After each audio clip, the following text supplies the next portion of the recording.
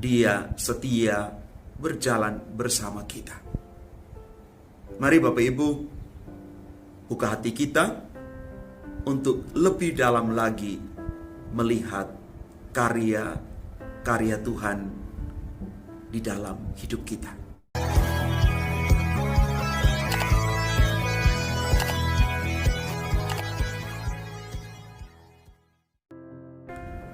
Salam Bapak Ibu, Saudara dan Saudari, sahabat-sahabat garam dunia yang terkasih. Bacaan pertama yang diambil dari kitab Kebijaksanaan, bab 6 ayat 2-11, mengajak kita semua untuk merenungkan bagaimana para pemimpin, para pejabat itu menjalankan tugas kepemimpinan mereka sebagai orang-orang yang sudah diangkat, dipilih sebagai pemimpin, bukan penguasa. Karena kepemimpinan, kepercayaan yang diberikan kepada mereka itu datangnya dari Tuhan yang Maha Tinggi, dan mereka hanyalah abdi. Kalau mereka dikatakan sebagai abdi, maka semangat pelayanan, keberpihakan dan solidaritas kepada orang-orang yang mereka pimpin itu harus dikedepankan. Karena mereka justru akan diberkati karena kerelaan hati mereka untuk melayani. Dan di dalam bacaan Injil Lukas bab 17 ayat 11 sampai dengan 19, kita mendengarkan bersama cerita 10 orang yang disembuhkan oleh Yesus dari penyakit kusta mereka. Bukankah ke-10 orang tadi semuanya telah menjadi tahir? Di manakah yang 9 orang tadi?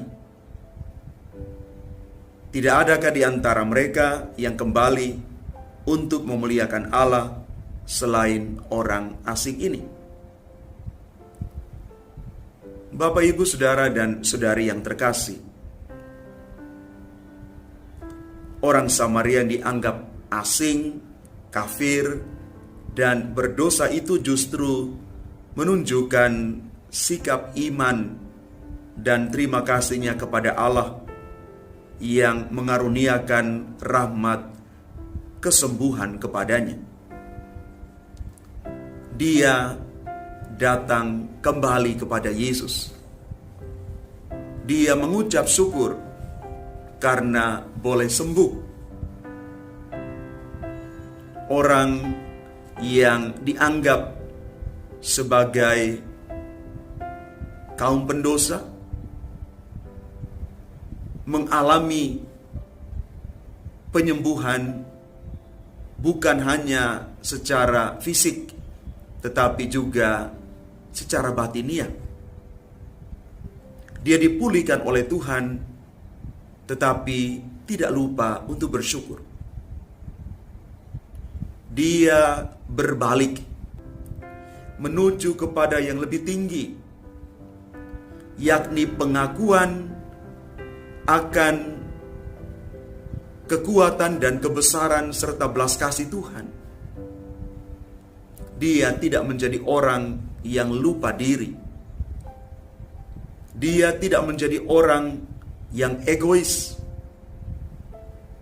tetapi dia menjadi orang yang rendah hati, orang yang tahu berterima kasih, orang yang kembali mempersembahkan apa yang sudah dia terima dari Tuhan sendiri. Bapak, Ibu, Saudara dan Saudari yang terkasih, mari kita belajar satu hal hari ini, bahwa terlalu banyak berkat yang sudah Tuhan percayakan kepada kita semua. Pertanyaan sederhana bagi kita, apakah kita menyadari itu? Kalau kita menyadari itu, mari kita berterima kasih dan bersyukur setiap hari, karena Tuhan begitu baik. Tuhan memberikan begitu banyak berkat dalam hidup kita. Kadang-kadang mungkin kita mengeluh, tetapi coba kita lihat lebih dalam dengan mata iman kita, seberapa banyak Tuhan memberikan kepada kita berkat-berkat itu. Dan salah satu adalah berkat kehidupan, dan juga kita semua boleh mengalami kesehatan, pemulihan, dan sekali lagi Bapak Ibu, buka mata iman kita untuk melihat bahwa Tuhan tidak pernah meninggalkan kita sendiri. Dia setia berjalan bersama kita. Mari Bapak Ibu, buka hati kita untuk lebih dalam lagi melihat karya Tuhan di dalam hidup kita. Tuhan memberkati kita sekalian. Amin.